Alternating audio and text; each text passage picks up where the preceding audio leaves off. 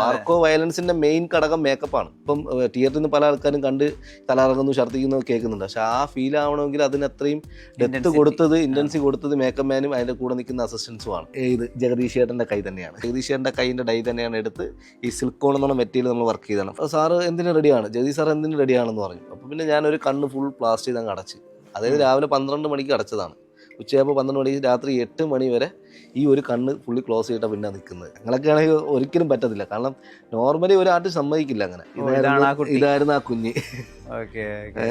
Hairs bye ഇങ്ങനെ പിടിച്ചോണ്ട് വരുന്ന കുഞ്ഞ് ഇതായിരുന്നു. ആളിനെയും പറഞ്ഞില്ല, ആ ഡെലിവറി സീൻ കഴിഞ്ഞ ശേഷം പുള്ളി ഭയങ്കര ഡിസ്റ്റർബായി. പുള്ളി ശരിക്കും ഒരു ഡിസ്റ്റർബായി. കാരണം കുട്ടികളെയും ഫാമിലിയൊക്കെ ഭയങ്കരമായിട്ട് കെയർ ചെയ്യുന്ന ഒരാളാണ്. അൻവറിന്റെ കൈയായിട്ട് അത്യാവശ്യം നല്ല വെയിറ്റ് ഉണ്ട്. ഒരു ചലഞ്ച് എന്ന് പറഞ്ഞാൽ ഇതിൽ ഈ കൈ ലൈവായിട്ട് കട്ട് ചെയ്യണം എന്നുള്ളതായിരുന്നു. അതായത് ഉണ്ണിബ്രോ ഉപയോഗിക്കുന്ന മെഷീൻ ഇല്ലേ, ഒറിജിനൽ മെഷീനാണത്. ഒറിജിനൽ മെഷീൻ കൊണ്ട് ഈ കൈ ലൈവായിട്ട് കട്ട് ചെയ്യുന്ന സീനാണ് ഉണ്ടായിരുന്നത്. ആസിഡ്